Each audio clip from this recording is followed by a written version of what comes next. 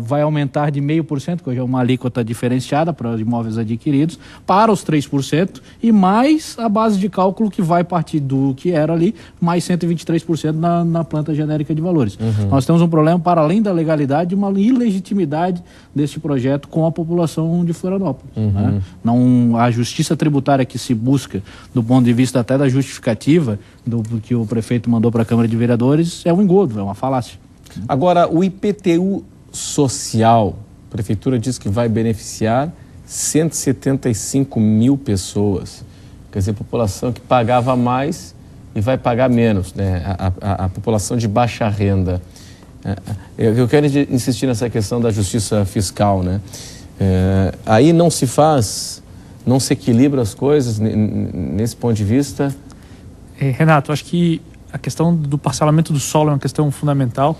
De fato, se olharmos os anexos que a lei traz, identificando que imóveis serão, é ruim. A lei já tinha critérios objetivos quanto à renda. Então, assim, em média, 5 salários mínimos não precisaria pagar IPTU. Agora, ela mantém isso e aponta imóveis que serão isentos, independente de quem é o proprietário, independente de quanto é o tamanho do imóvel, independente se é um único imóvel. Então, isso é um problema. Na grande maioria das vezes, as indicações da prefeitura são de parcelamentos irregulares. Estamos falando aqui de invasões de áreas públicas, inclusive em Costa de Morro. Então, talvez estejamos estimulando essa prática, né? Dizendo que aquela pessoa não precisa nem sequer pagar IPTU. Então, isso talvez estamos estimulando essa prática.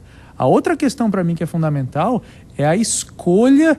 Justiça social, ótimo. Queremos tributar quem tem propriedades que não tem condição financeira, ótimo. Mas então por que escolher isentar imóveis, terrenos de até 70 mil reais? É um valor expressivo para um terreno. A gente poderia pegar uma gleba grande de terra aqui na ilha, lotear e manter o imóvel para si, esperando a valorização, sem pagar R$1 de IPTU nesse porque período. O terreno não tem função social naquele momento. Mas, né? Não tem função social naquele momento, o terreno que não é habitado, que não há nenhuma condição assim, ser o único imóvel ou ter, no máximo, um outro imóvel. Não. A lei coloca condições assim, não pode ser utilizado para residências temporárias. Bom, tudo bem, mas nós estamos falando de imóveis, terrenos. Então, aquele imóvel que está esperando ser vendido é uma especulação. Então, acho que a prefeitura erra quando dá isenção para esse imóvel de 70 mil reais. Agora tem a situação seguinte, você pega uma área de IPTU social cujo proprietário tem vários imóveis, o que pode acontecer, né? Um investidor pode ter inúmeros terrenos ou inúmeros apartamentos para a população de baixa renda, apartamentos pequenos, né? E ele pode ser um investidor com IPTU social, né? A gente já viu em vários momentos que o crescimento da cidade faz com que áreas menos valorizadas sejam adquiridas e depois a pessoa empreende naquele local. Ótimo. Só que da forma como a lei, o projeto está indicado, ele prevê que, independente de quem for o proprietário, ele continua pagando R$20. Então, talvez esse critério, simplesmente marcar a área, independente de quem é o proprietário, do tamanho da área, talvez tenha que ser revisto. Só para a gente ter uma ideia, eu separei uma imagem de um dos anexos do plano diretor, para a gente poder ver exatamente não sei se nós temos a imagem já no ponto aí, já temos aí já agora ou não?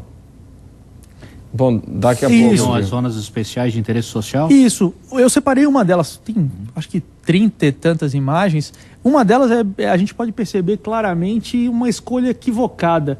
Uma área muito próxima da beira-mar. Bom, depois a gente olha direitinho na imagem. Quer dizer, em parte do terreno é área nobre, outra parte é IPTU social. Né? Então assim... A gente vai mostrar isso daqui a pouco. Isso, daqui a pouco a gente olha. Agora, ainda com relação ao impacto disso, né? O cidadão que achar que o seu aumento... Vai lembrar que o projeto não foi nem aprovado ainda, tá? Mas a gente está discutindo a polêmica. O prefeito disse que ele terá direito... num próximo cidadão para rediscutir, para contestar o aumento. Quem é que ganha nessa história? Qual é o poder de argumentação que ele vai ter para apresentar à prefeitura? Eu imagino que se fôssemos fazer um levantamento de percentuais, eu acredito que nem 10% da população pede a revisão do lançamento do tributo. a nossa consolidação da lei tributária ela é bem clara em não só especificar a regra matriz da tributação no aspecto quantitativo, que seria o valor venal, leia-se o valor de compra e venda à vista. Também é clara a identificar os pontos e as zonas que terão esses aumentos, os índices de redução. Quem olhar à primeira vista a consolidação, principalmente da 232, 233, 234, 35 do Código da nossa consolidação da lei tributária, vai olhar uma fórmula draconiana, mas ela não é difícil de se interpretar, porque indo em cada dispositivo que a própria lei apresenta, se pode calcular o tributo e só fazer a divisão através de uma divisão e multiplicação dentro da própria fórmula que é apresentada tanto no sítio eletrônico da Prefeitura quanto na própria lei. Ocorre que é muito difícil do contribuinte parar e fazer todo o levantamento, até porque não tem todos os dados apresentados, vamos dizer, na sua mão, o que vai depender de pesquisa. Hoje em dia é bem verdade que o sistema da internet nos possibilita fazer o levantamento. Isso é voz corrente, em que é muito difícil não só a municipalidade não errar, como é muito difícil um contribuinte bater as portas do pró-cidadão e não ter êxito na sua reclamação, porque o erro é inerente, até porque a fórmula ela é complicada. Pois é, e aí o seguinte, o cidadão não tem conhecimento dessa fórmula e ele pode chegar com um advogado no pró-cidadão? Pode. Porque o pró-cidadão é esfera administrativa. Sim. Ele não concordando, ele procurando a justiça, é possível a tempo rediscutir o valor do IPTU? Renato, não só pela minha natureza, como advogado, eu não digo que ele pode, ele deve. A nossa lei é complicada. O especialista, o conhecedor dessa área é o advogado, independentemente de uma esfera administrativa, independentemente de uma esfera judicial. A nossa cultura nacional, a nossa cultura brasileira é muito no sentido do advogado muito relacionado ao contencioso judicial. Sim. Mas nós,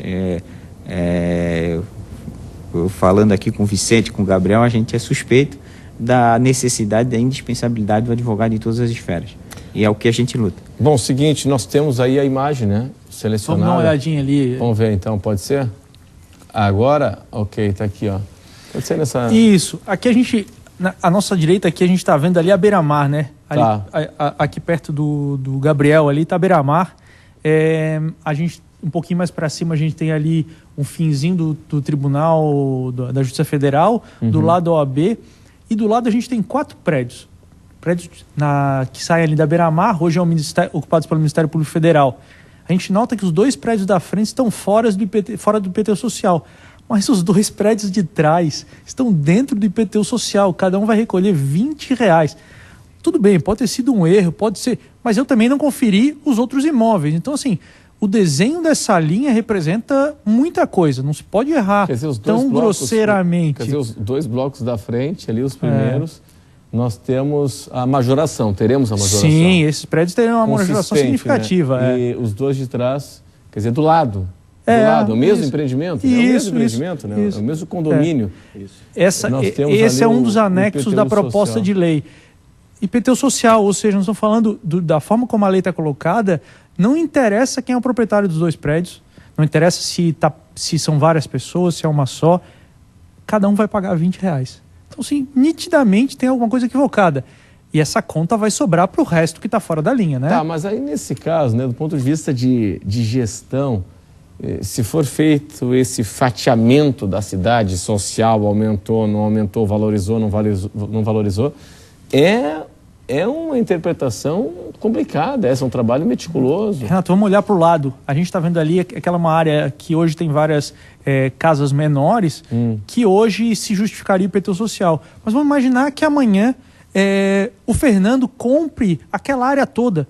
Ele vai para empreender e faz um grande empreendimento lá, torço por isso, Fernando. Ele vai continuar pagando R$20 até que se modifique a lei, porque não tem nenhum outro critério exigido para ele. Então nós estamos falando de uma lei que ela, ao longo do tempo, ela vai gerar problemas. Não foi bem pensada. Quando tu colocas como único critério a definição das linhas, eu acredito que a gente vai ter problema aí ao longo do tempo. Aí é bem interessante. Então, 2 blocos com aumento consistente, os 2 de trás, aí teremos o IPTU social. Ali, no caso, seria o pagante de R$20. seria R$20 por inscrição imobiliária. A gente não dá para saber se cada sala tem uma inscrição, se o prédio inteiro tem uma inscrição, mas não é isso que isso não... Obviamente, cada sala tem, né, na individualização. Né? Talvez tenha individualizado, talvez não. Foi incorporado. Bom, seguinte, vamos fazer o seguinte, nós avançamos um pouquinho nesse bloco inicial, vamos para o intervalo e daqui a pouco quero propor o seguinte debate. Bom, se a linha é fazer justiça fiscal, correto é tributar o imóvel com essa diferenciação ou a renda? Até já.